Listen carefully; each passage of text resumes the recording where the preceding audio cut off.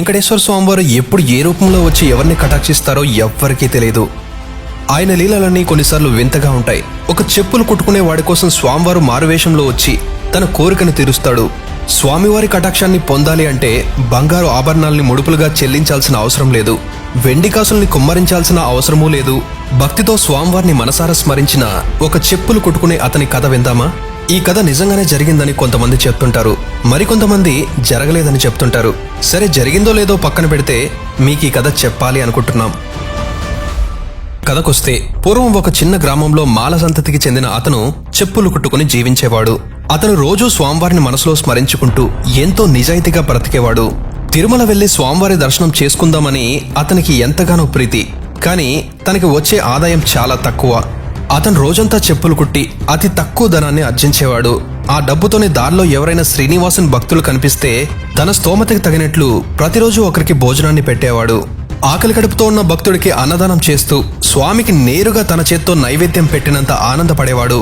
ఇవన్నీ గమనిస్తున్న స్వామివారు ఒకరోజు అతన్ని పరీక్షింపదలిచి చిన్న చిన్న చిరుగులతో నలిగిన దుస్తులతో అక్కడికి మారువేషంలో ఒక పేదవానిగా అతని దగ్గరికి వస్తాడు. తెగిపోయిన తన చెప్పుని, ఆ చెప్పులు కుట్టుకునే మాల అతని దగ్గరికి వెళ్లి తన చెప్పుని కుట్టించుకుంటాడు. తీరా డబ్బులిచ్చేటప్పుడు, నేనొక అంటరాని వాడిని, నీవు చెప్పులు కుట్టిన దానికి నీవు అడిగిన డబ్బులు ఇచ్చే స్థితిలో కూడా నేను లేను అని మారువేషంలో ఉన్న స్వామివారు అంటారు. అయ్యా, నాకు మీ పరిస్థితి అర్థమైంది, మీకు ఎంత ఇవ్వాలి అనిపిస్తే అంతనే ఇవ్వండి అని చెప్పులు కుట్టుకునే అతను బదులిస్తాడు. దాంతో శ్రీనివాసుడు ఒక కాని అంటే పావలాలో 4వ వంతు ఇచ్చి అక్కడి నుంచి వెళ్లిపోతూ ఉంటాడు. అయ్యా, ఒక్క నిమిషం, మీరు ఎక్కడికి వెళ్లాలో తెలియదు, కానీ మీ చేతిలో డబ్బులు లేవని నాకు అర్థమైంది. నేను ప్రతిరోజు ఒక బాటసారికి శ్రీనివాసుని పేరు మీద భోజనం పెడుతుంటా, కాబట్టి మీరు నా ఆతిథ్యం స్వీకరిస్తే నేను మిక్కిలి సంతోషిస్తాను అని అంటాడు. అందుకు సరేనని శ్రీనివాసుడు భోజనానికి ఉపక్రమిస్తాడు. తన దగ్గరున్న భోజనంలో ముందు అతడికి పెట్టి మిగిలింది చెప్పులు కుట్టుకునే అతను పెట్టుకుని తినబోతుంటాడు. అప్పుడే మరో బాటసారి అక్కడికి వచ్చి, బాగా ఆకలిగా ఉంది, తినడానికి ఏదైనా ఉంటే పెట్టరా అని అడుగుతాడు. అందుకు ఆ చెప్పులు కుట్టుకునే అతను లేచి తాను తినాలనుకున్న భోజనాన్ని అతనికి ఇచ్చేస్తాడు. మరి కాసేపట్లో ఇంకో అతను అక్కడికి వచ్చి, చాలా దూరం నుంచి నడుస్తూ వస్తున్నాను, కళ్ళు తిరుగుతున్నాయి, బాగా నీరసంగా దాహంగా ఉంది, కాస్త బొవుంటే పెట్టి పుణ్యం కట్టుకోండయ్యా అని అడుగుతాడు. దాంతో ఏం చేయాలో అర్థం కాని చెప్పులు కుట్టుకునే అతను తాను నిన్న సంపాదించి దాచుకున్న డబ్బుల్ని ఖర్చు చేసి అతనికి కూడా భోజనం పెడతాడు. ఇక్కడ ఏదో ఉచితంగా భోజనం పెడుతున్నారని దారిని పోయేవారు ఒక్కొక్కరు వచ్చి భోజనాన్ని అడగడం మొదలు పెట్టారు. ఇక వచ్చిన అతిథులని వెనక్కి పంపించలేక తాను తిరుమలకి వెళ్లాలని దాచిపెట్టుకున్న మొత్తం డబ్బుల్ని ఖర్చు చేసి కొంతమందికి భోజనాలు పెట్టాడు. అయినా కూడా భోజనాల కోసం వస్తూనే ఉన్నారు. చివరికి ఆ చెప్పులు కుట్టుకునే అతను తన చెప్పుల్ని కూడా అమ్మేశాడు. అయినా కూడా సరిపోవడం లేదు. మారువేషంలో ఉన్న శ్రీనివాసుడు అతని దగ్గరికి వచ్చి, నా దగ్గరున్న 2 చెప్పులలో ఒకదాన్ని తాకట్టు పెట్టి ఆ వచ్చిన డబ్బులతో నీకు వీలైనంత వరకు భోజనాలు పెట్టు అని అంటాడు. చెప్పులు కుట్టుకునే అతనికి ఇష్టం లేకపోయినా అతిథుల ఆకలి తీర్చడానికి ఆ దివ్యమైన పాదరక్షని తీసుకుంటాడు. అదే పాదరక్షని కుట్టేటప్పుడు దాని విలువ అతను గుర్తించలేకపోయాడు. కానీ తాకట్టు పెట్టేటప్పుడు అది ఎంత విలువైనదో అతనికి అర్థమైంది. తాకట్టు పెట్టాక ఆ వచ్చిన డబ్బులతో అతను ఒక పాత్రలో గంజిని తయారు చేసి ఆకలితో వస్తున్న ప్రతి ఒక్కరికి ఒక పెద్ద గ్లాసుడు గంజిని ఇస్తున్నాడు. అలా ఎంతమంది వస్తున్నా ఆ గంజి మాత్రం అయిపోవడం లేదు. అలా 108 మంది ఆకలితో ఉన్న వాళ్ళు వచ్చారు. వడ్డించిన ఆకుల కింద వారు వెళ్తూ వెళ్తూ ఒక బంగారు కాసుని పెట్టి వెళ్లారు. ఆకులు ఎత్తుతూ అతను ఆ బంగారు కాసులను చూశాడు. అలా వెనక్కి తిరిగి చూడగా ఏ ఒక్కరూ కనిపించలేదు. అతనికి కాసేపు ఏమర్థం కాలేదు. ఆ తర్వాత అతనికి అర్థమైంది, ఆ 108 రూపాయల్లో వచ్చింది తన ప్రభువు శ్రీనివాసుడేనని.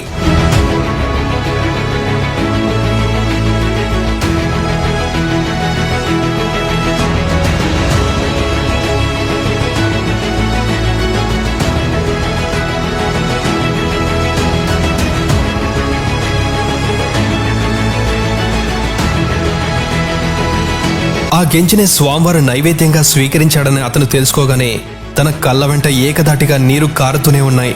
తనలాంటి చెప్పులు కుట్టుకునే వాడి కోసం ఆ దేవదేవుడు వచ్చాడా అని మనసారా బోరున ఏడ్చాడు. స్వామి స్వామి అంటూ చుట్టూ వెతికాడు.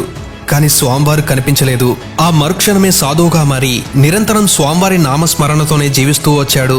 కొంతకాలం తర్వాత ఆ రోజు తను తాకట్టు పెట్టిన పాదరక్ష గురించి అతనికి గుర్తుకు వచ్చి ఆ 108 బంగారు కాసుల్ని ఇచ్చి ఆ ఒక్క పాదరక్షనే తీసుకున్నాడు. దాన్ని ఇప్పటి వరకు ఎవరి పాదంలో ధరించినటువంటి అద్భుతమైన పాదరక్షని తయారు చేసి ఒక సంచిలో పెట్టుకుని తిరుమలకి బయలుదేరాడు. నిజానికి ఎక్కడికి వెళ్తున్నాడో ఎందుకు వెళ్తున్నాడో అతనికి తెలియడం లేదు. అలా నడుస్తూ నడుస్తూ మోకాలి పర్వతం దగ్గరికి వచ్చేసరికి తాను చేసిన పాదరక్ష లాంటి అచ్చు మరో కాలి పాదరక్షని ఇంకొక పేద చెప్పులు కుట్టుకునే అతని చేతిలో చూశాడు. ఆ ఇద్దరికి ఆశ్చర్యంగా అనిపించింది. జరిగిన కథనంతా ఇద్దరు చెప్పుకున్నారు. ఇంచుమించు ఇద్దరి కథలు ఒకేలా ఉన్నాయి. ఇదంతా స్వామివారి కటాక్షమేనని వారు అర్థం చేసుకునే లోపు ఆ శ్రీనివాసుడే వారి ముందు ప్రత్యక్షమయ్యాడు. స్వామివారి వారితో, నేను మీ భక్తికి మెచ్చాను, అందుకే నా దగ్గరికి రప్పించుకున్నాను, మీకు ఏం కావాలో కోరుకోండి అని అనగానే వారు అలానే కాసేపు స్వామివారిని చూస్తూ ఉండిపోయారు. వారి కళ్ళల్లో ఆనంద బాష్పాలు. నోరు మెదుపుతూ, స్వామి, మీరు మాకు మీ దర్శన భాగ్యాన్ని కల్పించారు, అంతకంటే మా జీవితానికి ఏం కావాలి? సదా మీకు సేవ చేసుకుంటూ ఉండిపోవాలన్న ఒకే ఒక కోరిక స్వామి అని వారు తమ కోరికను చెప్తారు. స్వామివారు ఆ భక్తితో కూడిన అమాయకమైన మాటలకి మిక్కిలి సంతుష్టుడై వారికి స్వామివారు ఆ తర్వాత మోక్షాన్ని ప్రసాదించారని చెప్తుంటారు. వారు ఎంత గొప్ప భక్తులు కాకపోతే స్వామివారే వారి కోసం వస్తారు. అందుకే అంటారేమో, స్వామివారికి బంగారు నగలను, వెండి కాసులను దండిగా హుండీలో వేయాల్సిన అవసరం లేదని, మనస్ఫూర్తిగా ఆయన్ని ఆరాధిస్తే చాలు, ఆయన ఎప్పుడూ మన వెంటే ఉంటాడు. కొంతమంది చెప్పిన ప్రకారం ఇప్పటికీ ఆ ఇరువురి మాలవారి కుటుంబీకులు ఏ వృత్తిలో ఉన్నా కూడా స్వామివారికి ఇరువైపుల నుండి ఒక్కో పాదరక్షని తీసుకుని తిరుమలకు వస్తుంటారని, ఆ రెండు పాదరక్షల్ని జత చేస్తే స్వామివారి రెండు పాదాలకి సరిపోయే విధంగా ఉంటాయని చెప్తుంటారు. ఇదే విషయాలను మేము కొంతమంది నిష్ణాతులని అడిగి తెలుసుకోగా ఎప్పుడైతే తిరుమలలో ఇలాంటివి ఏం జరగడం లేదని చెప్పారు. ఏది ఏమైనా మరి ఈ కథ ఎందుకు ప్రాచుర్యంలోకి వచ్చిందో, ఎలా వచ్చిందో తెలీదు. ఒకవేళ ఈ కథ నిజంగా జరిగి మా చేత స్వామివారు చెప్పించాలి అనుకున్నాడేమో అని భావించి మీకు ఈ కథని చెప్పడం జరిగింది. ఓం నమో వెంకటేశాయ.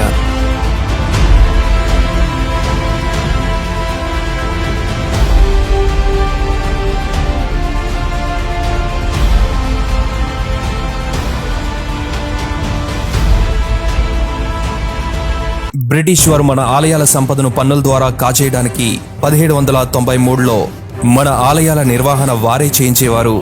వారి నిర్వహణ కాలంలో, అంటే ఆ 50 సంవత్సరాల కాలంలో చాలానే గొడవలు జరిగాయి. సిపాయిలు వారికి ఎదురు తిరిగారు. అప్పట్లో తిరుమల ఆదాయం ఎంతనో తెలిస్తే మీరు ఆశ్చర్యపోతారు. ఆ సమయంలో తిరుమల తిరుపతి ప్రాంతంలో నిస్వార్థంగా స్వామివారి భక్తులకి సేవ చేసుకుంటున్న హాతీరాం బావాజీ శిష్య బృందాన్ని బ్రిటిష్ వారు ఎలా ఉపయోగించుకోవాలి అనుకున్నారు? తిరుమలని బ్రిటిష్ వారు ఎలా వర్గాలుగా విభజించి గొడవలు పెట్టాలి అనుకున్నారు? అసలు ఎవరి హాతీరాం బావాజీ వారు?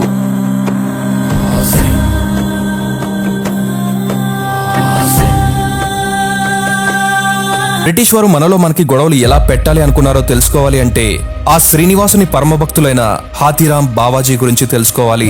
హాతీరాం బావాజీ ఉత్తర భారతదేశం నుండి వచ్చారని చెప్తుంటారు. ఆయన శ్రీరాముని పరమభక్తులు. ఆయన ఉత్తర భారతదేశం నుండి యాత్రలు చేసుకుంటూ తిరుమలకి చేరుకుంటారు. తిరుమలకి చేరుకోగానే ఇక్కడి ప్రకృతి సౌందర్యానికి ఆయన ముగ్ధులవుతారు. తర్వాత ఆయన వెంకటేశ్వర స్వామివారి అత్యంత అద్భుతమైన రూపాన్ని దర్శనం చేసుకున్నాక ఆయనకి ఇన్ని నాళ్ళు తాను ఏం వెతుకుతున్నాడో అర్థమవుతుంది. ఆయన మనసు స్వామివారిని వదిలి వెళ్ళాలి అనిపించలేదు. ఏది ఏమైనా ఆ క్షణంలోనే ఆయన తిరుమలలోనే ఉండిపోవాలి అని నిర్ణయించుకున్నారు. తిరుమలలో ఉంటూ స్వామివారి భక్తులకి సేవ చేస్తూ స్వామిని సేవించుకున్నట్లే భావించేవారు. దాంతో ఆయనకి తిరుమలలో పేరు ప్రఖ్యాతులు పెరుగుతూ వచ్చాయి. ఆయనకి ఎంతో మంది శిష్యులుగా మారి భక్తుల ఆకలి ద్రప్పికలను తీర్చేవారు. హాతీరాం బాబాజీ వారికి పాచికలు ఆడడం అంటే మక్కువ ఎక్కువ. ఆయనకొక వింత అలవాటు ఉండేది. ఎల్లప్పుడూ స్వామిని స్మరించుకుంటూ పాచికలు ఆడుతూ స్వామివారే ఆయనతో పాచికలు ఆడినట్లు భావించేవారు. పాచికలను ఆయన వేసిన తర్వాత స్వామివారి తరపున కూడా ఆయనే ఆడేవారు. అలా ఆడుతూ ఆడుతూ స్వామివారు తనతో ఆడుతున్నట్లుగా భావించి మురిసిపోయేవారు. ఒకరోజు రాత్రి సమయంలో హాతీరాం బావాజీ పాచికలు యథావిధిగా ఆడుతున్నారు. ఆ సమయంలో మఠం ద్వారం వెలుపల నుండి ఒక దివ్యమైన వెలుగు కనిపించింది.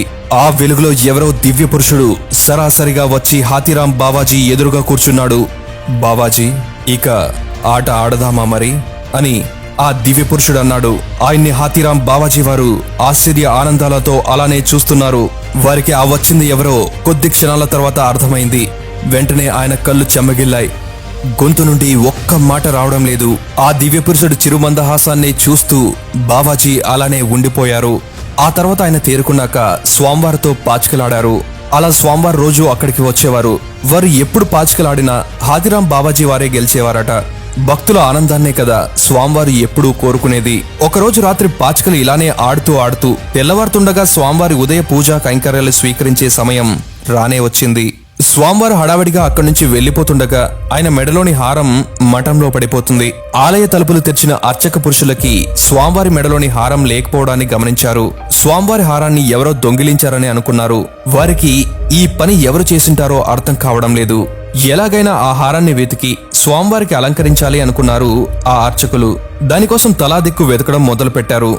మఠంలోని హారం తలుక్కుమని మెరుస్తూ బావాజీ కంటపడింది. వారు ఏం ఆలోచించకుండా నేరుగా ఆ హారాన్ని తీసుకుని వస్తుండగా అర్చకులకి ఎదురుపడ్డారు. బావాజీ ఆ హారాన్ని ఆ అర్చకులకి ఇస్తారు. వారు హాతీరాం బావాజీ నుండి హారాన్ని తీసుకుని కోప్పడతారు. స్వామివారి హారాన్ని దొంగిలించడానికి నీకు ఎన్ని గుండెలు, ఉండు రాజుగారికి చెప్పి నీ పని చెప్తామని ఆయన్ని తిడుతూ అక్కడి నుండి వెళ్లిపోతారు అర్చకులు. బావాజీ వారికి అసలు ఏం అర్థం కావడం లేదు. సరే ఏదవుతే అది అవుతుందని భావించి అంతా స్వామివారిపైనే భారం వేశారు. అప్పట్లో రాజైన గిరిధర రాయల వారు హాతీరాం బావాజీ వారిని పిలిచి ఎందుకు ఈ పని చేశావు అని అడుగుతారు. అందుకు బదులుగా బావాజీ వారు, అయ్యా నేను స్వామివారి హారాన్ని దొంగిలించలేదు. స్వామివారే పాచికలాడ్డానికి మా మఠానికి వస్తుంటారు. ఉదయ కైంకర్యాలు మొదలవుతాయన్న తొందరలో స్వామివారు వెళ్లేటప్పుడు ఈ హారం పడిపోయి ఉండొచ్చని అమాయకంగా అన్నారు. ఆ సమాధానానికి రాజుకి విపరీతంగా కోపం వచ్చింది. నగని కాజేసింది కాక కళ్ళబొల్లు కథలు చెప్తావా? సరే నీ దగ్గరికి నిజంగానే స్వామివారు వస్తారు అంటున్నావు కదా, ఇతని గదిలో బండెడు చెరుగ్గడలు వేయండి. ఇతని ఇంటి చుట్టూ భటుల్ని రాత్రంతా కాపలాగా పెట్టండి. ఉదయానికల్లా వాటిని నువ్వు తినాలి, లేదంటే శిక్ష తప్పదు అని అంటారు. రాత్రి అవుతుంది. అన్ని చెరుకుగడలు తినడం మానవుల వల్ల అయితే కాదు. బావాజీ కళ్ళు మూసుకుని స్వామిని తలుచుకుంటూ తీవ్రమైన ధ్యాన స్థితిలోకి వెళ్లిపోతారు. ఉన్న పలంగా ఆ కారు చీకట్లలో ఒక తెల్లగా మెరుస్తున్న ఏనుగు ప్రత్యక్షమైంది. ఏనుగుకి దిద్దిన నామాలు తలుక్కుమంటూ ఆ చిమ్మ చీకట్లో మెరుస్తున్నాయి. కాసేపట్లోనే బండెడు చెరుకుల్ని ఏనుగు పీల్చి పిప్పి చేస్తూ బిగ్గరగా గీంకరిస్తుంది. ఆ గర్జనకి బయట ఉన్న సైనికులు అదిరిపడతారు. తీవ్రమైన ధ్యానంలో ఉన్న హాతీరాం బావాజీ లేవగానే ఆ ఏనుగు సాక్షాత్తు వెంకటేశ్వర స్వామిలా కనిపిస్తుంది. హాతీరాం బావాజీ వారు కన్నులారా ఆ స్వామిని చూసి చేతులు జోడించి నమస్కరిస్తారు. ఉదయం అవ్వగానే రాజు అతని సైనికులు అక్కడికి వెళ్లి చూడగా బండెడు చెరుకులు పిప్పిగా పడి ఉన్నాయి. దాంతో ఆ రాజుకు అర్థమవుతుంది ఆ హాతీరాం బావాజీ శ్రీవారి పరమభక్తుడని. సాక్షాత్తు ఆ శ్రీనివాసుడే ఆయనతో పాచికలాడారని. రాజు తను చేసిన తప్పుని తెలుసుకుని ఆ హాతీరాం బావాజీకి దాసునిగా మారిపోతాడు. భూములను ఇనాముగా ఇస్తాడు. ఏనుగు రూపంలో ఆ శ్రీనివాసుడు బావాజీని కాపాడారు కాబట్టి ఆయనకి హాతీరాం బావాజీ అన్న పేరు వచ్చిందని చెప్తుంటారు. మనం తిరుమలకు వెళ్ళినప్పుడు ఆలయం కుడివైపున 100 అడుగుల ఎత్తులో బావాజీ మఠం ఇప్పటికీ అలానే ఉంటుంది. ఆ మఠంలో శ్రీ రామ సీతా లక్ష్మణుల మూర్తులు ప్రతిష్ఠించబడి ఉంటాయి. ఆలయం పక్కనున్న సుపదం మార్గంలో హాతీరాం బావాజీ ఆ శ్రీనివాసుడు పాచికలాడినట్లు చిత్రీకరించబడి ఉంటుంది. అది మనం ఇప్పటికీ చూడవచ్చు. ఈసారి మీరు తిరుమలకు వెళ్ళినప్పుడు ఈ ప్రదేశాలని తప్పకుండా చూడండి. కాలక్రమేణా బావాజీ పేరు ప్రఖ్యాతులు పెరుగుతూ వచ్చాయి. తిరుమలకు వచ్చిన భక్తులు వెంకటేశ్వర స్వామివారిని దర్శనం చేసుకుని ఆ తర్వాత నేరుగా బావాజీ వారి దగ్గరికి వెళ్లి ఎక్కువ సమయాన్ని గడపడానికి ఇష్టపడేవారు. వారికున్న సమస్యల్ని ఆయనకి విన్నవించుకుని మార్గం చూపమని అడిగేవారు. ఈ క్రమంలో హాతీరాం బావాజీ వారికి స్వామిని సేవించుకుంటే అవకాశం తగ్గుతూ వచ్చింది. ఆ ఎడబాటుని హాతీరాం బావాజీ వారు భరించలేకపోయారు. ఇక ఆయన భక్తుల తాకిడి తట్టుకోలేక గోగర్భం డ్యాం దాటాక పాప వినాశనానికి వెళ్లే దారిలో ఒక చోటుకి వెళ్లిపోతారు. ఆ తర్వాత ఆయన అక్కడే వేణుగోపాల స్వామివారి ఆలయాన్ని కట్టించి అక్కడే ధ్యానం చేసుకునేవారు. అక్కడ కూడా భక్తులు పోటెత్తడంతో బావాజీకి స్వామిని సేవించుకునే అవకాశం అస్సలు కుదరలేదు. చివరికి ఆయన తిండి తినడం మానేసి కేవలం రామపత్రం ఆకుల్ని మాత్రమే తింటూ జీవించేవారు. చివరిగా ఆయన అనుకున్న విధంగానే జీవసమాధి అయ్యి స్వామిని సేవించుకోవాలి అనుకున్నారు. ఆ వేణుగోపాల స్వామివారి ఆలయం పక్కనే సజీవ సమాధి ప్రాప్తి పొందారు. ఇప్పటికీ ఆ సమాధిని మనం వేణుగోపాల స్వామివారి ఆలయం పక్కనే చూడొచ్చు. ఆ రామపత్రం ఆకును తిన్నట్లయితే మనకు నిజంగానే ఆకలి వేయదు. వేణుగోపాల స్వామివారి ఆలయంలో భక్తులకి రామపత్రాన్ని ప్రసాదంగా ఇస్తుంటారు. ఆ తర్వాత ఆయన శిష్యులు ఆ పరంపరని కొనసాగిస్తూ భక్తులకి సేవ చేస్తూ వచ్చారు. దక్షిణ భారతదేశాన్ని ఎంతో మంది రాజులు, ఫ్రెంచ్ అధికారులు, కర్ణాటక రాజులు, సుల్తాన్లు పరిపాలించాక చివరిగా బ్రిటిష్ ఈస్ట్ ఇండియా కంపెనీ వారు పరిపాలించారు. ఆలయాల్లో భక్తులు వేస్తున్న ముడుపులు కానుకల్లో అంతుపట్టని సంపద దాగుందని వారు అర్థం చేసుకున్నారు. 1792లో ఆలయ నిర్వహణ పేరు మీద మన ఆలయాల్ని వాళ్ళ ఆధీనంలోకి తెచ్చుకున్నారు. ఆ తర్వాత దాదాపు 50 సంవత్సరాల వరకు మన ఆలయాలన్నీ వాళ్ళ ఆధీనంలోనే ఉండేవి. బ్రిటిష్ అధికారులు ఆ 50 సంవత్సరాల్లో వివిధ రకాల మార్పులు చేర్పులు చేయడానికి ప్రయత్నిస్తూనే వచ్చారు. అప్పటికే జనాల్లో తీవ్రమైన వ్యతిరేక భావనలు మొదలయ్యాయి. నెమ్మదిగా వాళ్ళ పద్ధతుల ద్వారా మత మార్పులను చేయడం ప్రారంభించారు. 1806లో ఈస్ట్ ఇండియా కంపెనీలో పనిచేసే హిందూ సిపాయిలను తిలకాలు పెట్టుకోవద్దని, తలపాగా పెట్టుకోవద్దని, అలానే వారి డ్రెస్ కోడ్ కూడా క్రిస్టియానిటీని తలపించేలా మార్పు చేశారు. అలానే క్రిస్టియానిటీకి అనుగుణంగా ఉండే హ్యాట్ ని ఖచ్చితంగా పెట్టుకోవాలని సూచించడంతో సిపాయిలు తిరుగుబాటు చేశారు. ఆ తిరుగుబాటులో 350 మంది మన వాళ్ళు చనిపోగా 200 మంది బ్రిటిష్ వారి సైనికులు చనిపోతారు.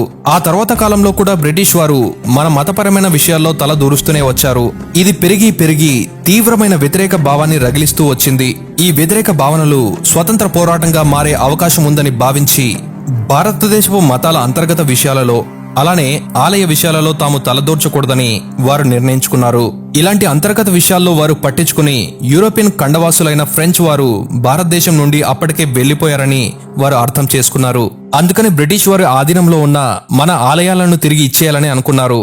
తిరుమల వెంకటేశ్వర స్వామివారి ఆలయం ఎప్పుడూ సంపన్నమైన ఆలయమే. 1831 నుంచి 1841 వరకు ఆ 10 సంవత్సరాల కాలంలో తిరుమల ఆదాయం అప్పట్లోనే 1,09,873 రూపాయలుండగా మిగిలిన అప్పటి ఆ జిల్లాలోని 188 ఆలయాల ఆదాయం 32,647 రూపాయలు మాత్రమే. బ్రిటిష్ వారు తిరుమల ఆలయ నిర్వహణ అధికారాన్ని శ్రీకాళహస్తి, కార్వేటి నగరం జమీందార్లకి, అలానే శ్రీ హాతీరాం బావాజీ మఠం వారికి అప్పగించాలన్న ప్రయత్నం చేశారు. కానీ అందుకు జియంగార్లు ఒప్పుకోలేదు. 1881లోనే వారు పిటిషన్ ఫైల్ చేశారు. వారు వేసిన పిటిషన్లో భాష్యకారులు అంటే శ్రీ రామానుజాచార్యులు వారు వైష్ణవ మతాన్ని స్థాపించారు అని, దాదాపు 800 సంవత్సరాలుగా ఆయన సూచించిన విధంగా మేము ఆలయ నిర్వహణ కార్యక్రమాలను చేస్తున్నామని, ఆయన వల్లే తిరుమల ఎంతో అభివృద్ధి చెందిందని వారు చెప్పుకొచ్చారు. ఆలయం పరంగా వస్తున్న కానుకల, ఆభరణాల యొక్క లెక్కలు మేము క్రమం తప్పకుండా చూపిస్తున్నామని, అందుకు అంతకుముందు పరిపాలించిన కర్ణాటక ప్రభువులు కూడా అంగీకరించారని మరెన్నో ఆధారాలు చూపించారు. కానీ బ్రిటిష్ వారి ముఖ్య ఉద్దేశం ఏంటంటే మన వారి మధ్యలో మనకే గొడవలు పెట్టి క్రిస్టియానిటీలోకి మత మార్పులు చేయాలన్నది వారి ముఖ్య ఉద్దేశం. అందుకే అప్పటికే 15వ శతాబ్దంలో హాతీరాం బావాజీ స్థాపించిన మఠం శిష్య పరంపరలోని అప్పటి మహంతు సేవాదాస్ కి ఆలయ నిర్వహణ అధికారాన్ని ఇవ్వాలని ప్రయత్నించారు. నిజానికి మఠానికి సంబంధించిన బైరాగులు ఎంతో నిష్ఠగా, నిస్వార్థంగా తిరుమలకు వచ్చే భక్తులకి సేవలు చేస్తూ వచ్చేవారు. మహంతు సేవాదాస్ వారు వేసిన పిటిషన్ ఏంటంటే, మా సంవత్సరపు ఆదాయం 12,000 రూపాయలు. మేము ఆదాయాన్ని అంతటిని నిస్వార్థంగా భక్తులకి, అలానే తిరుమల తిరుపతిలో ఉన్న మా మఠాల నిర్వహణకి మాత్రమే ఉపయోగిస్తున్నాం. కాబట్టి మాకు ఆలయ నిర్వహణ అధికారాన్ని ఇవ్వాలని మేము కోరుకుంటున్నామని సేవాదాస్ మహంతు పిటిషన్ వేశారు. ఇక్కడ 800 ఏళ్లగా ఆలయ నిర్వహణ కార్యక్రమాలు చేస్తున్న జియంగార్లను కాదని మహంతులకి అధికారాన్ని బ్రిటిష్ వారు అప్పట్లో ఇచ్చారు. ఇక్కడ జియంగార్లు ఎప్పటి నుంచో ఆలయ నిర్వహణ చేస్తున్నారు కాబట్టి వారు బాధ్యతలను స్వీకరించడంలో తప్పు లేదు. అలానే నిస్వార్థంగా సేవ చేయాలనుకుంటున్న మహంతులది తప్పు కాదు.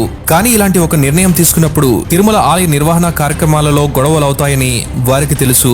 అందుకనే బ్రిటిష్ వారు అలా చేశారని నా అభిప్రాయం. 1843 నుండి 1992 వరకు అంటే 89 సంవత్సరాలు మహంతులు ఆలయ నిర్వహణ కార్యక్రమాలు చేయడం జరిగింది. ఆ తర్వాత 1932లో టీటీడీ తిరుమల తిరుపతి దేవస్థానం వ్యవస్థను ప్రారంభించడం జరిగింది. మహంతులు తిరుమలకి వచ్చాకే వెంకటేశ్వర స్వామివారికి బాలాజీ అన్న పేరు వచ్చిందని చెప్తుంటారు. ఇంకొక విషయం ముఖ్యంగా చెప్పుకోవాల్సింది ఏంటంటే, బ్రిటిష్ వారు మన ఆలయాల నిర్వహణ బాధ్యతలు చేయడం వారి అధికారులకు ఒక రకంగా నచ్చలేదు. ఎందుకంటే ఎక్కడ వాళ్ళు మన మతంలోకి ఎటువంటి ప్రలోభం లేకుండా స్వయంగా మారిపోతారేమోనన్న భయం వారికి ఉండేది కాబట్టి. అవును, ఇది నిజం. అప్పటికే కొంతమంది బ్రిటిష్ అధికారులు మన మతంలోకి మారిన దాఖలాలు కూడా ఉన్నాయి. మరి దీనికి మీరేమంటారు? తిరుమలలో స్వామివారికి రోజు ఎన్నో గంగాలాల నైవేద్యాలు సమర్పిస్తుంటారు. అసలు అంత పెద్ద గంగాలాల్లో నైవేద్యాలను ఎందుకు సమర్పిస్తారు? స్వామివారి గుడి ఆవరణలో భక్తులు తింటున్న ప్రసాదాన్ని వారి చేతుల్లో నుంచి లాక్కొని విసిరి పడేయించి భక్తుల కడుపు కొట్టిందెవరు? ఎందుకంత దురుసుగా అహంకారంతో ప్రవర్తించాడతను? భక్తులకి అవమానం జరిగినా స్వామివారు అలానే చూస్తూ ఉన్నారా? అసలేం జరగబోతుంది? ఎంతో ఆసక్తికరమైన ఈ కథను ఇక ఏమాత్రం ఆలస్యం చేయకుండా తెలుసుకుందాం. సాధారణంగా స్వామివారికి పెద్ద పెద్ద గంగాలలోనే నైవేద్యాన్ని సమర్పిస్తుంటారు. పాలు, వెన్న, మిరియాల పొంగలి, చక్కెర పొంగలి, జిలేబీ, దద్దోదనం, కేసరి, లడ్డు, వడ, పులిహోర మొదలైనవి నైవేద్యంగా సమర్పిస్తుంటారు. అది 18వ శతాబ్దం. స్వామివారికి నివేదన జరిగాక ప్రసాదాలను భక్తులకి వితరిస్తున్నారు అర్చకులు. అప్పుడే అక్కడికి థామస్ మున్రో అనే బ్రిటిష్ అధికారి వచ్చాడు. నిజానికి థామస్ మున్రో ఒక స్కాటిష్ సైనికుడు. ఆయన ఈస్ట్ ఇండియా కంపెనీలో చేరాక హైదర్ అలీ, టిప్పు సుల్తాన్ తో జరిగిన యుద్ధాలలో చురుగ్గా పాల్గొనడంతో అతనికి రాయలసీమ పరిసర ప్రాంతాలకి ఇన్ఛార్జ్ గాను, కలెక్టర్ గాను పదోన్నతి లభించింది. అతనికి ఫాదర్ ఆఫ్ రైతువారీ సిస్టమ్ అన్న బిరుదు కూడా కలదు. రైతుల్ని హింసించైనా పన్నులు వసూలు చేస్తుండేవాడు. అంత అహంకారంగా, కఠినంగా ఉండేవాడా మున్రో. అతను ఒక క్రిస్టియన్ కాబట్టి మొదటి నుంచి మన వాళ్ళన్నా, మన పద్ధతులన్నా చులకన. అప్పట్లో తిరుమలలో భక్తులు సమర్పించే ముడుపులు, కానుకలతో ఆదాయం మెండుగా ఉండేది. వాటిని పర్యవేక్షించడానికి అప్పట్లో మున్రో తిరుమలకి చేరుకున్నాడు. ఆ ప్రశాంతమైన వాతావరణంలో పిల్లలు ఆడుకుంటూ, ముసలి వాళ్ళు ఆపసోపాలు పడి కొండెక్కి స్వామివారి దర్శనమయ్యాక ఒళ్ళును వాల్చారు. ఎక్కడెక్కడి నుండో వచ్చిన వారి ఆకలి తీర్చడానికి ఆలయ అర్చకులు ప్రసాదాలు గంపల్లో తీసుకుని వచ్చి భక్తులకి చేతుల్లో పెడుతున్నారు. కొంతమంది పిల్లలు ఆడుకుంటూ ఆ మట్టి చేతులతో ప్రసాదాన్ని తీసుకుని తింటున్నారు. మిగిలిన వాళ్ళు మొసలి, ముతక కూడా అలానే చేతుల్లో ఆ ప్రసాదాన్ని తినడం మున్రో చూశాడు. ఇలా చేతుల్లో పెట్టుకుని తినడం అతనికి ఎబ్బెట్టుగా, చిరాకుగా అనిపించింది. వారిని చూసి అసహించుకొని అక్కడి అధికారులతో తింటున్న ప్రసాదాన్ని భక్తుల దగ్గర నుంచి లాక్కొని మరీ పడవేయించాడు. అంతటితో ఆగకుండా ఇక ఈ తిరుమలలో ఎటువంటి ప్రసాదాలను భక్తులకి వితరణ చేయకూడదని ఆంక్షలు విధించాడు. అమాయకమైన చూపులతో ఆకలి కడుపుతో ఉన్న భక్తులు ఆయన వైపు చూస్తూ ఉండిపోయారు. దేవుడి ప్రసాదం అలా పడవేయడంతో మనస్తాపం చెంది కొంతమంది కళ్ళల్లో నీళ్లు పెట్టుకున్నారు. అర్చకులు ఆయనతో, సార్, ఎన్నో ఏళ్లగా మేము ఇలానే ప్రసాదాలు పెడుతున్నాం. మీరు ఇలా చేస్తే భక్తులు ఆకలితో అలమటిస్తారు. దయచేసి అర్థం చేసుకోండి అని అంటారు. కానీ అతను, ఏ ఫూల్స్, ఇలా నీచంగా చేతుల్లో పెట్టుకుని తింటే కలరా, విరోచనాలు వస్తాయి. కాబట్టి ఇక మీదట ఎటువంటి ప్రసాదాలు భక్తులకి పంచిపెట్టడానికి వీలు లేదు. దిస్ ఇస్ మై ఆర్డర్ అని అంటాడు.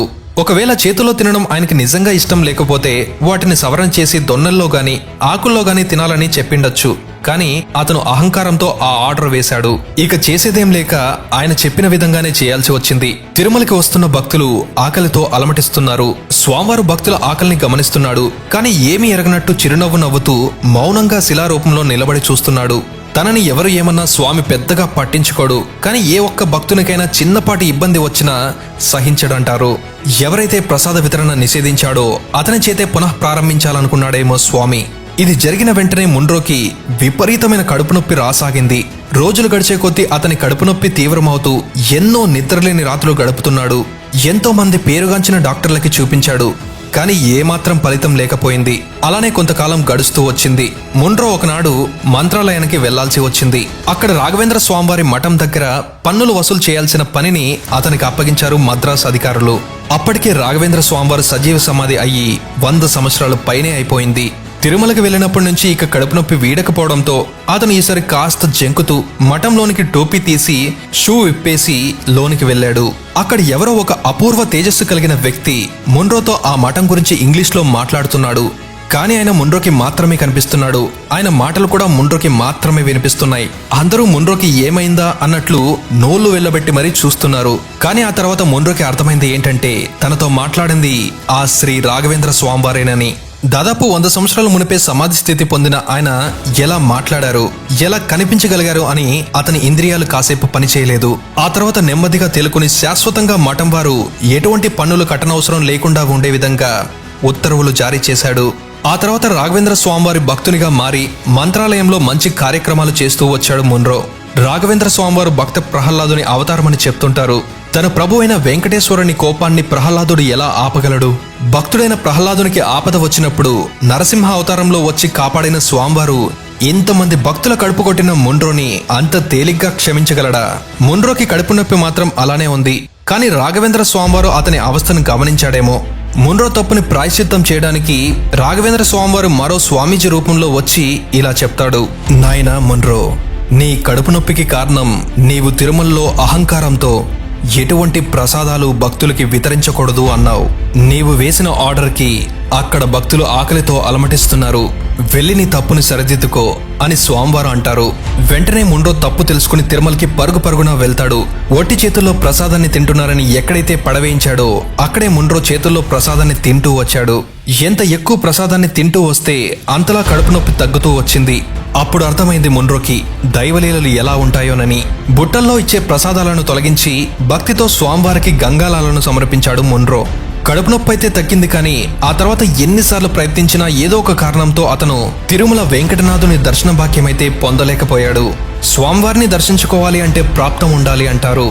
ఏ శుచి శుభ్రత లేకుండా చేతుల్లో భక్తులు ప్రసాదాన్ని తింటున్నారు కాబట్టి కలరా వస్తుందని వారించాడు. అదే కలరా అతనికి వచ్చి కర్నూలు జిల్లాలోని పట్టుకొండ పట్టణంలో జూలై 6, 1827లో మరణించాడు. అందుకే అంటారేమో దేవుని లీలలు వింతగా ఉంటాయని. అతనికి స్వామివారి దర్శన భాగ్యం కలగకపోయినా అతని క్షమించి అతను సమర్పించిన గంగాలలోనే ఇప్పటికీ స్వామివారు నైవేద్యాలను స్వీకరిస్తున్నాడు. ముండ్రో ఇచ్చిన గంగాలాలను ముండ్రో గంగాలాలు అంటారు. ఏ జన్మలో చేసిన పాపాలకి శిక్ష ఆ జన్మలోనే అనుభవించాలేమో. అందుకే ముండ్రోకి స్వామివారి దర్శన భాగ్యం కలగలేదేమో. మనం కూడా స్వామివారి దగ్గరికి వెళ్ళినప్పుడు నాకు అవి కావాలి ఇవి కావాలి అని వేడుకోకుండా, స్వామి నేను తెలుసో తెలియకో అజ్ఞానంతో చేసిన పాపాలని క్షమించండి స్వామి అని కోరుకుంటే బాగుంటుందేమో.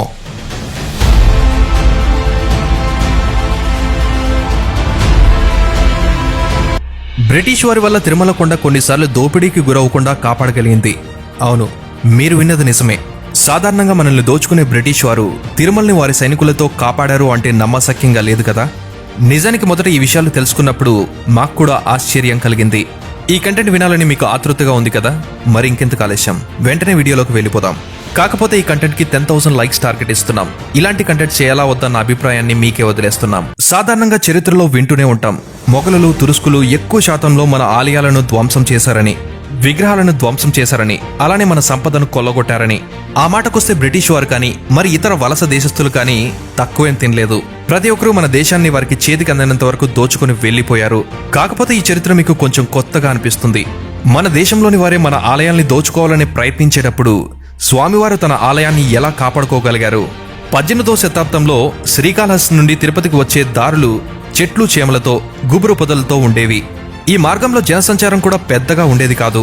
ఎంతో మంది దారి దోపిడీదారులు భక్తుల్ని కొట్టి సొమ్ముని దోచుకునేవారు. అవసరమైతే వారిని చంపేసేవారు కూడా. ఇక ఆడవారినైతే దారుణంగా బలవంతం చేసి వారిని కొట్టి అత్యాచారం చేసేవారట. ఈ దుర్ఘటనలు చూసిన శ్రీ తాళ్లపాక అన్నమాచార్యుల వారు కూడా వారి చివరి క్షణాలలో వారి కీర్తనలలో ఈ విషయాలు రాశారని చెప్తుంటారు. అప్పట్లో మన భారతదేశపు రాజ్యాల శక్తి క్షీణించిపోతూ వస్తున్న సమయం అది. అప్పట్లో తిరుమల ఆలయం బ్రిటిష్ వారి ఆధీనంలో ఉండేది. రాబర్ట్ క్లైవ్ అక్కడ బ్రిటిష్ అధికారిగా పనిచేసేవాడు. ఆయన తిరుపతి శ్రీకాళహస్తి మార్గంలో ప్రతి 100 అడుగులకి ఒక బ్రిటిష్ సైనికుణ్ణి కాపలాగా పెట్టాడు. అప్పటినుంచి చాలా వరకు దారి దోపిడీలు, అత్యాచారాలు తగ్గాయి. ఈ విధంగా భక్తులకి రక్షణ కల్పించినందుకు వారు ప్రతి ఏటా 50,000 నుంచి ₹1,00,000 వరకు జీతాలుగా లబ్ధి పొందుతూ వచ్చేవారు.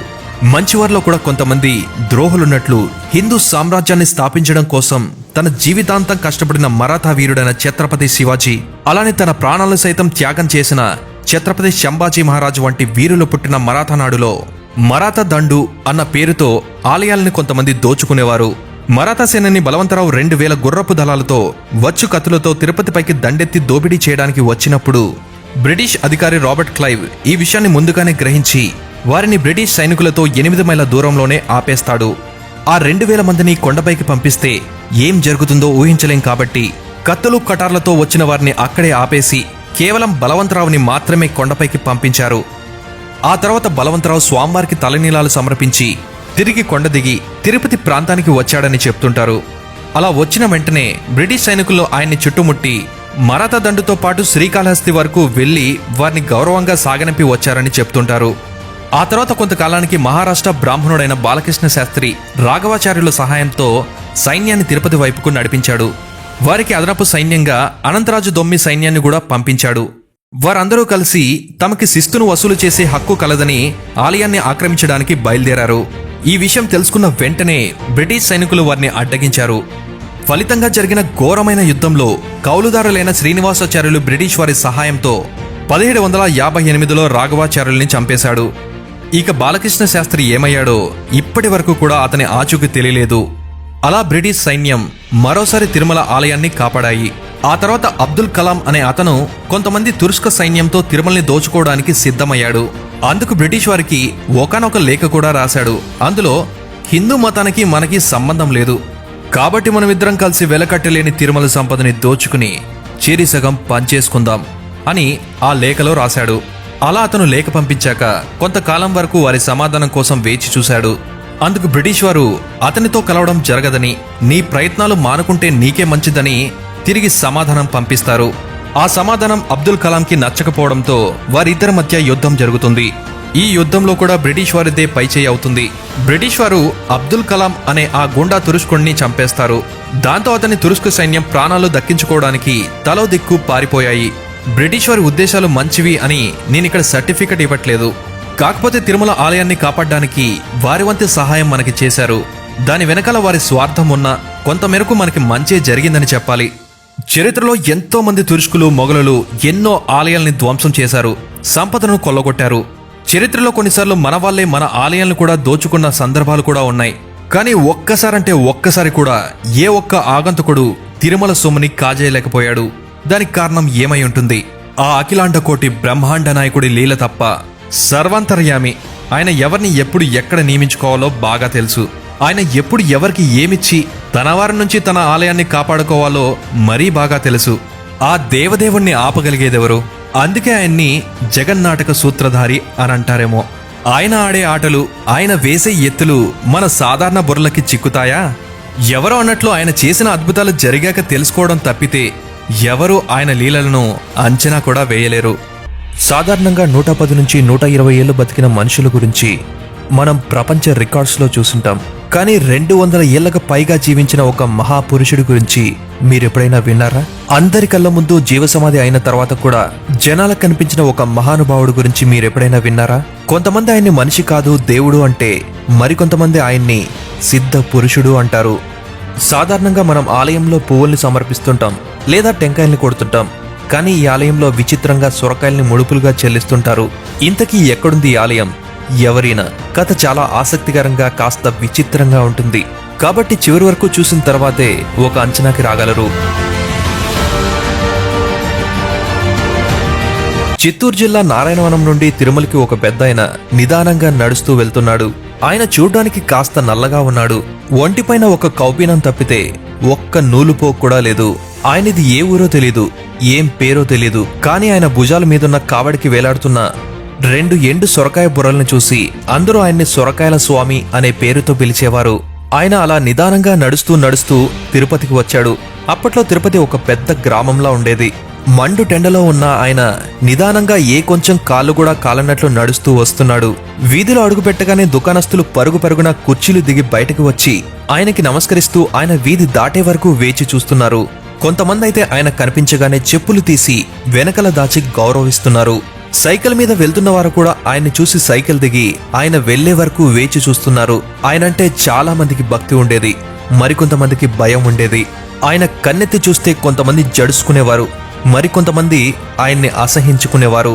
ఎందుకంటే కొంతమంది చూసిన ప్రకారం ఆయన అందరిలాగా మలమూత్ర విసర్జనలకి ఏ పొలం గట్టునో చెరువు గట్టునో కాకుండా ఆ సొరకాయల బుర్రల్లో విసర్జించేవారని చెప్తుంటారు.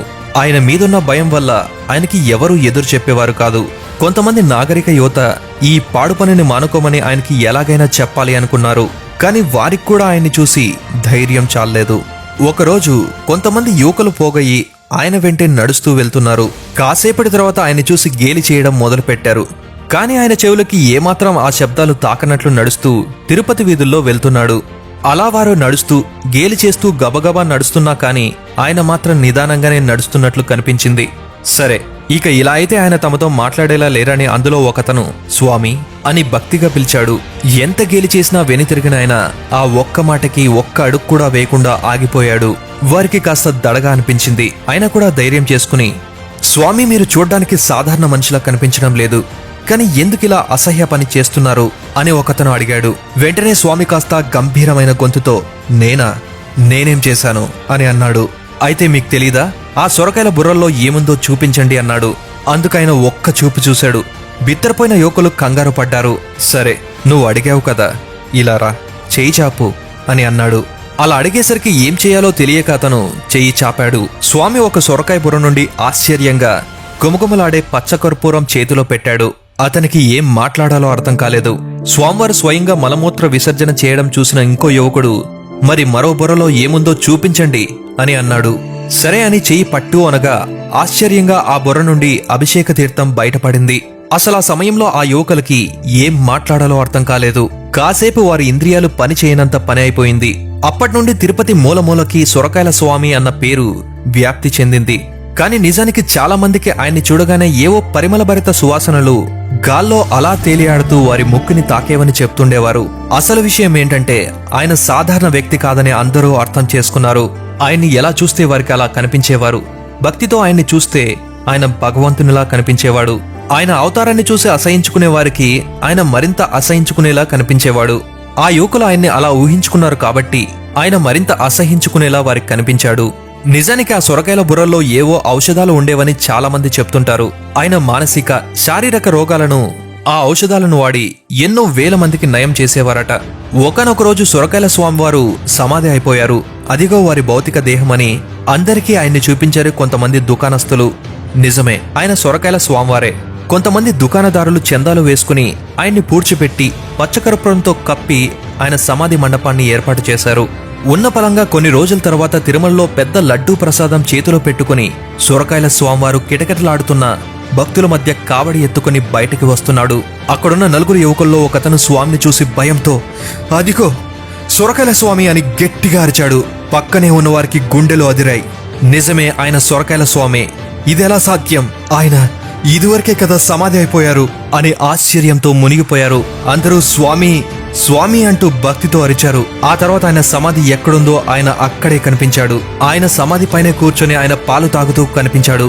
ఆయన్ని పూడ్చిపెట్టిన దుకాణస్తులకి నోట్లో తడి ఆవిరైపోయింది. మళ్ళీ మీరు ఎలా వచ్చారు? అసలు ఎవరు మీరు అని భయంతో గద్దించాడు ఒకతను. నేను ఎవరో తెలీదా నీకు అంటూ అతని దుకాణం దగ్గరకు వెళ్లి అరటిపండు గెలకున్న 2 అరటిపండ్లను పీకి ఒకదానిని తింటూ నేనింకా బ్రతికే ఉన్నాను అని నిరూపిస్తూ మరొక దానిని అతని చేతికిచ్చాడు. ఆ పండు తీసుకున్న అతను కొన్ని రోజులకే లక్షాధికారి అయిపోయాడు. ఇక ఆయన్ని దేవునిగా చూసిన జనాలు ఆయన ఎక్కడికి వెళ్లినా ఆయన్ని వెంబడిస్తూనే ఉన్నారు. చివరిగా సొరకాయల స్వామివారు తిరుమల ఆలయంలోకి వెళ్లాడు. నైవేద్య సమయం అయిందని తలుపులు మూసిన పూజారులు స్వామివారికి నివేదన జరిగాక తిరిగి తలుపులు తీశారు. పూజారులందరూ ఒక్కొక్కరుగా వస్తున్నారు. కానీ సొరకాయల స్వామి మాత్రం ఎంతసేపటికి రావడం లేదు, తిరిగి కనిపించలేదు కూడా. అదే ఆయన చివరిసారిగా కనిపించడం. ఏమనుకోవాలి ఈ సంఘటనని? ఆయన 200 ఏళ్లకి పైగా జీవించారని కొంతమంది ఆధారాలతో సహా చూపించారు.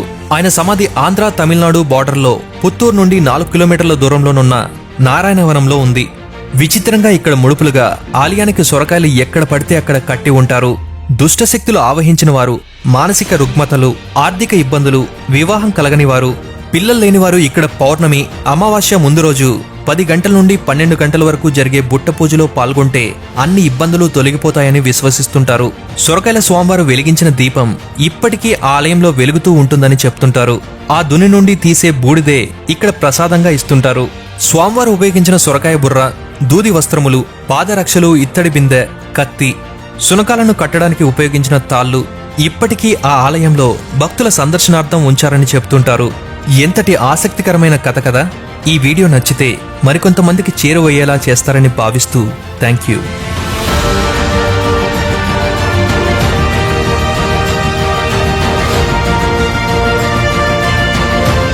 సాధారణంగా మా మతం గొప్ప అంటే మా మతం గొప్ప అని, లేదా మా దేవుడు గొప్ప అంటే మా దేవుడు గొప్ప అని గొడవ పడుతుంటారు. కానీ ఇక్కడ జరిగిన ఒక యథార్థ సంఘటనలో ఒక దేవత కోసం ఒక మతానికి చెందిన వారే కొట్టుకొని రక్తాలు చవి చూసేదాకా వెళ్లారు. వారు గొడవలో ఆపేలా లేరని చివరికి ఆ దేవతే దిగి వచ్చి వారితో స్పష్టంగా మాట్లాడాల్సి వచ్చింది. ఈ సంఘటన ఎప్పుడు జరిగింది, ఎక్కడ జరిగింది, ఇంతకీ వారు గొడవలు పడ్డానికి గల కారణాలేంటి? మనం ఇప్పుడు మాట్లాడుకోబోతున్న ఆసక్తికరమైన చరిత్ర విజయనగరపు రాజుల కాలంలో అలిమేలు మంగాపురంలో జరిగింది. తిరుపతి దగ్గరున్న ఈ అలిమేలు మంగాపురాన్ని తిరుచానూర్ అని కూడా పిలుస్తుంటారు. మంగాపుర ప్రజలు అమ్మవారిని భక్తి శ్రద్ధలతో కొలుస్తూ తోటివారిని సోదరభావంతో చూస్తూ ఆత్మీయంగా జీవించేవారు. ఉన్న పలంగా ప్రశాంతంగా ఉన్న ఊరు ఒక్కసారిగా బగ్గుమంది. ఎక్కడ చూసినా అల్లర్లు మొదలయ్యి అల్ల కల్లోలంగా మారిపోయింది. ప్రజలు కర్రలతో కొట్టుకోవడం మొదలుపెట్టారు. కొంతమందికి ఆ గొడవల్లో రక్తాలు కూడా కారుతున్నాయి. అకస్మాత్తుగా జరిగిన ఈ సంఘటన విజయనగరపు రాజైన శ్రీకృష్ణదేవరాయల చెవిని తాకింది. మంగాపురంలో నివసించే పద్మశాలీలకి జాండ్రవారికి జరిగిన గొడవ ఇది. తాము పద్మావతి అమ్మవారి సంబంధీకులమని, ఆమె మా ఇంటి ఆడపడుచు అంటే కాదు మా ఇంటి ఆడపడుచని వాగ్వాదాలకి దిగి రక్తాలు చవి చూసే వరకు వెళ్లారు. అసలు కారణం ఏంటంటే అమ్మవారి సంబంధీకులకే ఆలయంలో ప్రత్యేక హోదా లభిస్తుంది. కళ్యాణోత్సవ సమయంలో అలానే సాధారణ పూజల సమయంలో వారికి ఎంతగానో ప్రాముఖ్యత కల్పిస్తూ ముందరుండి ఉత్సవాన్ని జరిపించే అవకాశం ఉండేది. ఆ హక్కులే ఇరువురి మధ్య చిచ్చును రగిలించాయి. ఇక శ్రీకృష్ణదేవరాయలు వారు సామాన్యమైన రాజైతే కాదు కదా. ఆయన అసలు విషయం ఏంటా అని విచారించి తెలుసుకున్నాడు. అంతటి వీరునికే వారి వాదనలు విన్నాక ఏం తీర్పు ఇవ్వాలో అర్థం కాక తన మంత్రులలో ఎంతో గుణవంతులు తెలివితేటలు కలగలిసిన తిమ్మరసుకి ఈ సమాధానం లేని సమస్యకి పరిష్కారం కనుక్కోమని అప్పగించారు. ఆయన అన్ని విధాలుగా పరిశీలించాక దానికి తీర్పు ఇవ్వడం అసాధ్యమని తెలుసుకుని తెలివిగా ఇదే సమస్యని అన్నమయ్య వంశస్థులైన చిన తిరుమలాచార్యుల వారికి అప్పగించారు. ఇది విన్నాక ఆయన నెత్తిమీద పిడుగుపడినంత పనయింది. దైవానుగ్రహం మెండుగా కలిగిన చిన తిరుమలాచార్యుల వారు అమ్మవారి దగ్గరికి వెళ్లి, అమ్మా, ఇటువంటి ఒక సమస్య వస్తుందని నేను ఎన్నడూ అనుకోలేదు. ఇందుకు బదులు ఇవ్వకపోతే ఇక్కడి ప్రజలు కొట్టుకొని చావబోయేలా ఉన్నారు. కాబట్టి మీరే దారి చూపించాలి తల్లి అని మొక్కుకున్నాడు. చిన తిరుమలాచార్యుల వారు దీనికి సమాధానం అమ్మవారే చెప్తుందని వారితో అన్నాడు. ఇరువురు కులాల వారు కోనేరులో స్నానమాచరించి తడి బట్టలతో అమ్మవారి ముందు కూర్చోమని చెప్పాడు. ఆయన చెప్పిన విధంగానే వారు వచ్చారు. అమ్మవారు వారిని పరీక్షిస్తూ గమనిస్తూ ఉంది. ఇక చిన తిరుమలాచార్యుల వారైతే అమ్మవారి కోసం తీవ్రమైన ధ్యానంలో మునిగిపోయారు. అలా ఒక రోజు గడిచిపోయింది. కాని ఎవ్వరు కూడా ఒక్క అడుగు కూడా కదపడం లేదు. కోనేరులో మునకలు వేసి వచ్చి ఆలయ ప్రాంగణంలో కూర్చున్నప్పటి నుండి ఏ ఒక్కరు కూడా పచ్చి మంచినీరు కూడా ముట్టడం లేదు. ఒకరిని చూసి మరొకరు పట్టు విడవకుండా అలానే కూర్చుని ఉండిపోయారు. రెండవ రోజు గడుస్తూ వస్తున్నది. నీరసంతో కొంతమంది అక్కడే తూలుతూ కళ్ళు తిరిగి పడిపోతున్నారు. అయినా కూడా ఏ ఒక్కరూ కదలడం లేదు. ముసలివారైతే ఆ అమ్మవారిని తలుచుకుంటూ అక్కడే పడిపోతూ కనిపిస్తున్నారు. తల్లిలాంటి అమ్మవారు వారిని చూసి తట్టుకోలేకపోయినట్లుంది. వెంటనే గర్భాలయంలో ఒక వెలుగు రూపంలో కనిపించింది. ఒక్కసారిగా అందరూ ఉలిక్కిపడి చూస్తున్నారు. ఆధిపత్యం కోసం మాత్రమే ప్రయత్నించిన కొంతమంది గుండెలు అదురుతున్నాయి. ఆ వెలుగులో ఒక్కసారిగా గంభీరమైన గొంతుతో అమ్మవారు, బిడ్డల్లారా, నేను మిమ్మల్ని ఇలా చూడలేకపోతున్నాను. అందుకే ఇలా మీ ముందుకు నా మాట సాక్ష్యంగా చెప్పడానికి వచ్చాను. పద్మశాలి కుటుంబంలోని వారు నాకు పుట్టినవారైనా సరే నాకు మీరందరూ బిడ్డల్లాంటి వారే. నా గురించి మీరు ఎప్పుడూ తగువులాడకండి. సోదరభావంతో అన్యోన్యంగా మెలగండి అని సాక్ష్యం చెప్పగానే ఆ ప్రకాశవంతమైన వెలుగు గర్భాలయంలో మాయమైపోయింది. అమ్మవారు తమ కోసం వచ్చి సాక్ష్యం చెప్పాల్సిన పరిస్థితి వచ్చిందంటే కొంతమంది కన్నీళ్లు పెట్టుకుని లెంపలు వేసుకున్నారు. ఆ తర్వాత నుండి ఇరువురు కులస్తులు సోదరభావంతో మెలుగుతూ వచ్చారని చెప్తుంటారు. ఈ విషయాలు తెలుసుకున్న శ్రీకృష్ణదేవరాయలు వారు ఆనంద ఆశ్చర్యాలతో అమ్మవారిని మనసారా వేడుకుని అమ్మవారి ఉనికిని గురించి భవిష్యత్తు తరాల వారికి ఆధారంగా నిలిచేలా ఒక రాజశాసనాన్ని తయారు చేయించారు. తిరుచానూరులో జరిగిన ఈ యథార్థ సంఘటనకి సంబంధించిన కొన్ని శాసనాలు ఇప్పటికీ తిరుమలలో ఉన్నాయని చెప్తుంటారు. దేవుడు ఉన్నాడని నిరూపించే సంఘటనలు చరిత్రలో అతి తక్కువగా ఇలా శిలాశాసనాల్లో నమోదవుతుంటాయి. ఎప్పుడూ దేవుడు ఉన్నాడా లేడా అని ప్రశ్నార్థకంలా చూసే మనకి ఇది సాక్షాత్తు అమ్మవారిచ్చిన సాక్ష్యం. ఇంతకు మించిన సాక్ష్యం ఏం కావాలి మనకి?